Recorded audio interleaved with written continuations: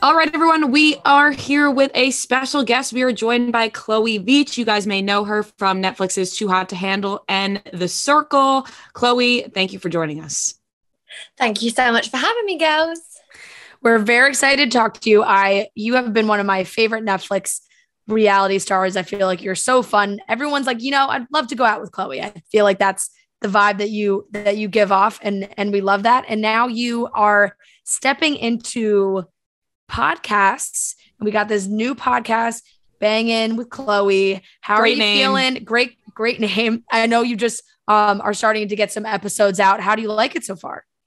To be honest with you, like I got so many DMs when I come off of the back of like Too Hot to Handle or The Circle of like girls and guys like, Chloe, I want to be your best friend, or like, can we go out together? And I thought, well, what's the best scenario? Like, how can I make this happen? Because obviously I want to be friends with everyone. I thought, you know what? I'm going to start a podcast. But I had to dive deep into like what I love and what I'm passionate about. And that's sex. I love it. And not actually having sex, but talking about it and being crude and just being open and vulnerable with like my own insecurities in the bedroom and breaking stigmas and just having really funny conversations about like queefing and normal stuff that actually happens in the bedroom. None of this porn shit, like real life couples in real life relationships. I've loved every second of it so far. We've just released our 3rd episode today. Now, where do you draw the line on what to share? So say you have sex with somebody last night, right? And then you're recording your podcast today. Are you giving the details of what happened last night, or is it more past experiences? Like, when do you know when to share or not to share? I mean, to be honest with you, everything's a green light for me because I've got severe ADHD and anything that I think of just comes out like automatic. And I feel you. There's literally been a few times where I've said to the producers on the podcast, like, you need to cut that. I'm sorry, I'm not prepared to give too much away. Yeah. But I mean, so far so good. I've been extremely open. I recently started talking to someone, and all of the up-to-dates with that is on the podcast as well. Yeah. So do you ask this person that you're talking to, do people know who this is? Is it like a public person or more private personality? He is in the public eye, but I've kept him secret. I don't want anyone to know yet. Okay. And then when do you think you like tell people who it is? Take some time, like you make sure you really like him. When I find out he's not a psycho, because it's early days. I'm going to talk like I'm on Love Island now. I love that. I was watching Love Island last night, and I knew that we had you on today. And I was like, have you ever, well, now you're talking to somebody, who knows where that goes, hoping for the best. But have you ever watched Love Island and been like, I'd be really good on that show? Because I think everyone thinks that you would be great on Love Island. To be honest, I get so many DMs, and like, I'm not blowing my own trumpet here because like, I'm not Madonna, but every single message I get on Instagram is the question, would you ever go on Love Island? And I'm like, I've literally been on Too Hot to Handle. I can't go on Love Island because they wouldn't let me on. You can't go on Love Island because you've been on Too Hot to Handle? So basically, I applied for Love Island back when I was like 19, 20. And I got a phone call saying, can you come in and meet the executives? So I was like a couple steps away from going on Love Island. And Netflix contacted me. Like, we've got a contract for you to sign. We went all through the meetings and meeting the executives and stuff. And I ended up choosing Netflix over Love Island because I knew Netflix would give me more of a global audience. But I would love to go on Love Island. I would love to. However, they only have people that are out of the public eye to go on. They don't have like influencers or anyone like that. I think they need a Love Island where they have people who already have been on other shows. Like, that's where I see you going on. Well, even if you're allowed to, not allowed. But that's where I was like thinking, I was like, why don't they do like a Love Island All-Stars cast? And then it's like, they bring back other people that have been on. They bring back people from Too Hot to That Handle. would kind of be like a British X on the Beach. Yeah. But in the style of Love Island. Exactly. Well, I can't say too much about it because obviously NDAs and contracts and stuff. But keep your eyes peeled because there are a few things that are going on that have already happened that are waiting to come out. Okay, I like where this is going. Interesting. That means we're hot on the trail. We know it. We're coming up with the right ideas that people have already thought of. We've watched a lot of these shows, so we know what we're talking about here. Yeah, definitely. Chloe, with Too Hot to Handle, I find it so interesting because I really do feel like the fact that you were on that first season was the season that took everyone by storm because it was a new format and people didn't know what they were what to expect with it.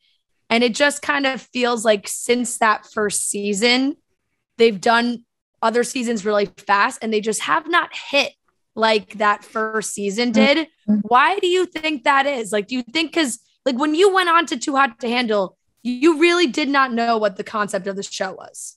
No. So to be honest with you, I think with any show that you watch, there's always a magic behind it. So like, you know, when your mum or dad or whoever says to you, oh, there's a tooth fairy and you put your tooth under the pillow and you get £1. Well, with Too Hot to Handle, with the first series, it was like no one knew what was going on. So you had that element of surprise, that element of shock, the new concept, like what you've just said, and the press just picked it up and blew up all over lockdown. And they were comparing it to Love Island. So Too Hot to Handle and Love Island are like two massive rivals.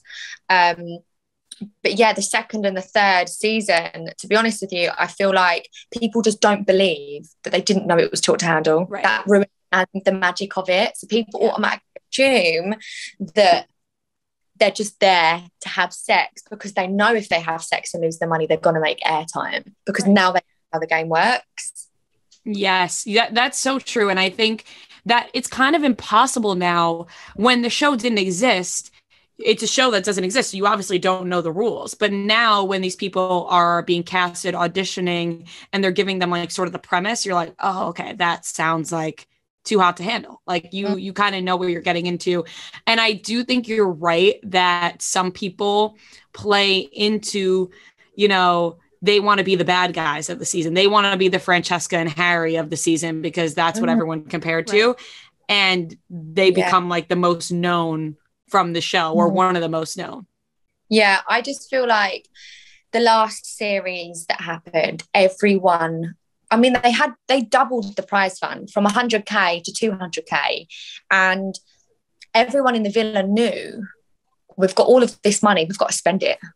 And it was almost like a fight for survival. Like, who's trying to spend the most money to get the most airtime? And they lost all of the prize fund and then had to gain some back. And I think it just ruins the naivety of it, like the realness and the reality of the situation. Whereas me, when I went on there, I didn't want to kiss anyone because I stayed true to who I was.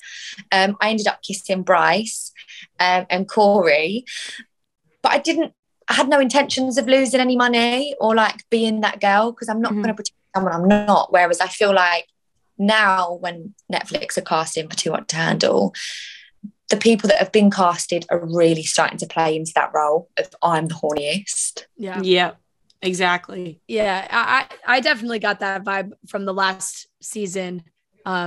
I tried to watch it and it just doesn't hit like the earlier ones did. But the fact that now when you had to make that decision early on, you know, you're applying for these reality shows, Netflix calls, how does it feel now? Because it's like you have this established relationship with Netflix because not only Too Hot to Handle, but then The Circle, and you did so well on The Circle that it's like you have a great, like now you could, I wonder if you could just pop on whatever show you want. To be honest with you, I just can't believe that I even got on Netflix, to be honest with you, because I'm just so normal. Like I grew up on like a council estate.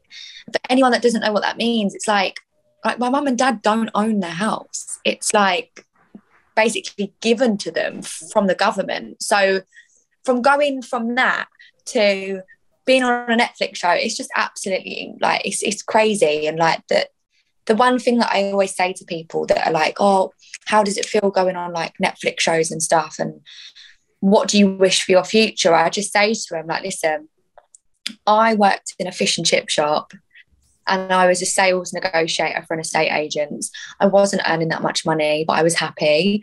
So if I can do it, anyone fucking can. Do you know what I mean? And I think it's just never to pretending to be someone that you're not. But yeah, going on the circle was amazing because I could just be myself, obviously, because the cat program as well. I could actually be myself, which was hard because everyone thought, why is Chloe on the circle? What's going on? Leave me. What was it actually like? Lance Bass. Yeah, like Lance Bass.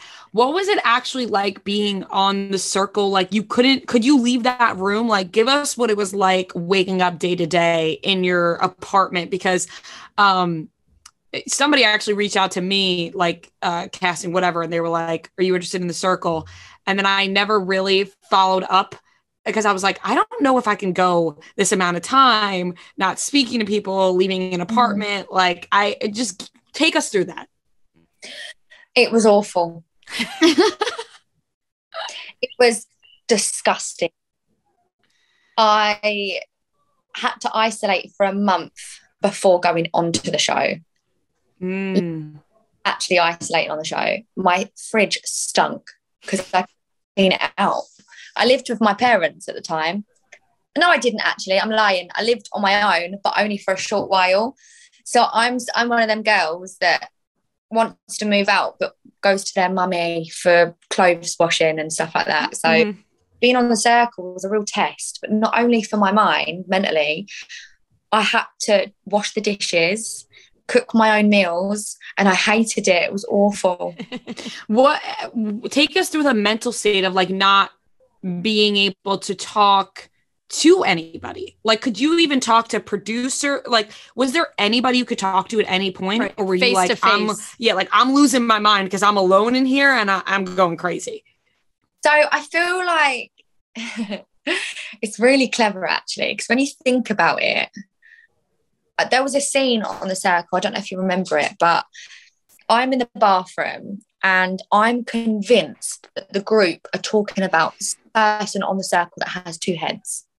I was like, they were talking about a two-headed snake.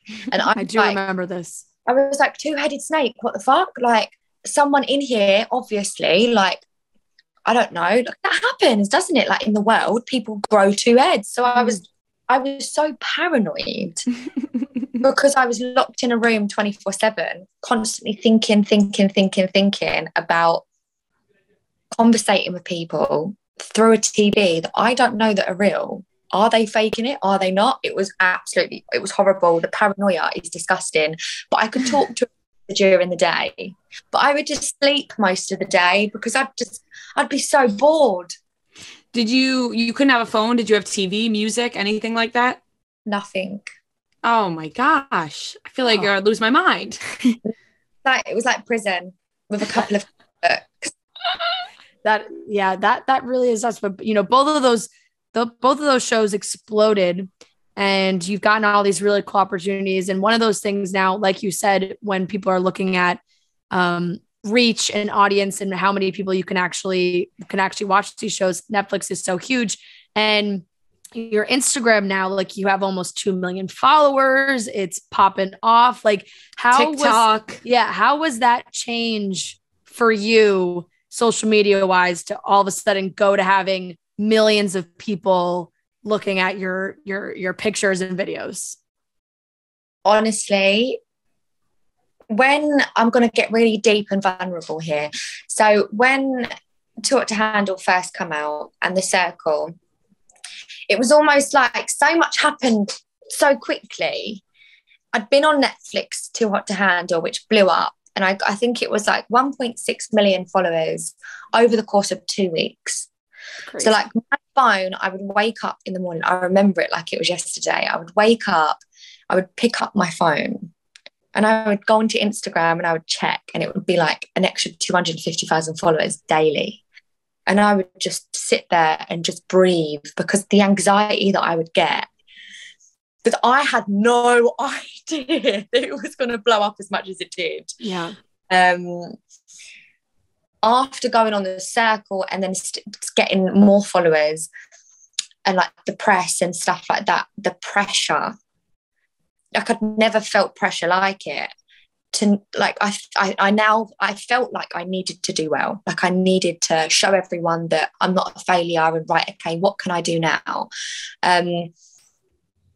What it should have been was me enjoying the moment and enjoying the press and people coming up to me and recognizing me, when actually I was like, right, I need to make everyone happy. I need to impress everyone. Like, I'm going to get filler in my face. I'm going to get another boob job. I'm going to change my wardrobe and spend all my money that I earn on materialistic things just so people feel like I'm like really, really famous, because I was trying to fill a void that was inside me.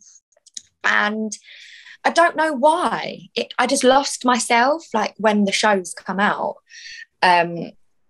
And that's one good reason as to why I'm really proud that I've got Banging as the podcast, because I can just be me and just fucking talk about whatever I want. And I don't have the producers penalising what I'm saying, and I don't have anyone telling me that I can't say this or can't do that. I can do what I want. I can say what I want, and it's a completely unfiltered, raw version of me, because I lost myself in the past and now I'm like regaining myself and my self-confidence. So yeah, sorry I ranted a little bit, but no, it's crazy, because you got lots of ups and downs in the industry, and you lose yourself, then you find yourself, then you lose yourself. But yeah, no, I think that's really important to talk about too, because I think we see so many people who blow up on social media so fast, and then the criticism comes so fast, and then the criticism for, well, if she starts to change some things, then the criticism either gets louder or it is definitely crazy. And it's interesting to hear your side of that, because I do think a lot of people go through that, where they're like, I was able to look at myself and it was me one-on-one. Now I have millions of people who are making comments, and you have to learn to, like, it's about, you still have to have that connection with yourself before all those other people. Yeah. And I think it's important for, people to hear too, like our listeners to hear someone like you talk about it, because they're the ones viewing the shows and following you on social media and following all these people on social media. And I think that sometimes people can get lost in it, and they don't see you or other people as like real human beings. Mm-hmm. I'm sorry, there's cheering going. If you can hear what's going on, it's like in our office, they're having some like literally nonstop cheering. But yeah, I think it is very important just to like, just humanize you guys and be like, yeah, they were on a great Netflix show, a couple of them, and you got this fame, but like also you are just waking up in your bed every day, looking at your phone, checking your phone, just like everyone else does, except there's millions of people coming in, and people don't put themselves in your shoes and be like, what would it be like if I was the one seeing all this and reading all of this? Yeah. And I'm such a people pleaser. And it gets to a point where some of my friends and my family have to say to me, Chloe, not every single person that follows you likes you. It does not mean you have 1.8 million friends. It means just have 1.8 million observers, like they are watching you. It doesn't mean they're your friend or whatever. In my head, I'm like, well, guys, calm down, fucking hell. You're like, they are my friends. But then that also makes me think, well, do you know what? I'm just going to post what I want. But there are some things that I restrain from posting, like, because I love watching videos on my phone when I'm going to the toilet, like when I'm going for a poo. I love a good scroll talk. And sometimes I do videos on the toilet and I'm like, oh shit, I can't post that. Well, I think that's the best part of having a podcast now is, like you said, you can totally be yourself. You could talk about whatever you want on your podcast. Like, it does not matter. It's your podcast. And, you may have like the 1.8 million observers, but when you have a podcast, the people who are listening to your podcast, like we've been doing this for a couple of years now, they are the true fans of you, followers, listeners, and they become like your friends in some case. When you run into them on the street, it's like they feel like they're friends with you, and you're like, you are listening to me every day, so we might as well be friends. Yeah, I love that. Honestly, someone gave me a great advice the other day. Your podcast listeners aren't your fans, they're your friends, like what you've just said, because they feel like they're your best friends because they listen to you all the time. Like, you're with them on their walks of life, when they're walking the dog, taking the kids to school. I'm really excited to be in the podcast business now because I can just chat shit and get paid for it. Yeah, I think you're gonna crush it. I think a podcast is absolutely perfect for you. Definitely. And what kind of guests are you trying to have on? Oh, to be honest with you, I'm not putting anyone in a box for the podcast because I love it when people get vulnerable, but I love it when people get dirty, and I love it when people are very posh. Yeah. I'm the one that's going to be the loud, crazy one that talks about sex and vaginas and oral. Yeah. And if they join in, they can join in. And even if they don't, that's still funny because it's like awkward. I love it. I think it's great. And I think that everybody, as much as maybe they do talk that way or they don't talk that way, people like hearing it because, like you said, it's very like taboo, or like people are like, oh my God, I can't say that. But then other people don't really give a fuck and they'll just say whatever. But I pride myself on like women empowerment and like, go you sis. Do you know what I mean? Like, it doesn't matter how many guys you've slept with or whatever. Like, you just be proud of yourself, own it. And there's so many stigmas. And if I help one person, just one person that listens to the podcast, by making them feel more confident in themselves when they're in the bedroom or in a relationship or dating someone, then I've done my job. Definitely. I think you definitely will. I think that people will listen and you will make them feel more confident because you are very confident yourself. And I think that shows through your social media presence. And I think that will inspire a lot of people. Oh, thank you, girls. Well, this was so much fun. Thank you so much for talking to us. Everyone can listen to Chloe's podcast, Bangin'. Let's go. And you can, I'm listening to that anywhere you listen to podcasts. Yeah, you can. And we've got a banging YouTube channel, which is Banging with Chloe Veitch, and you can see the visuals as well. Very awesome. Important. Love when there's a visual aspect. That is great. So everyone can go subscribe to that. Chloe, thank you so much. You're welcome, girls. Thank you so much. Thank you, Chloe. It was so nice meeting you. Great. Mwah. Bye. Thank you so much. This was so nice. Enjoy the rest of your day. You too, girls. Bye. I'll speak Bye. soon. Bye.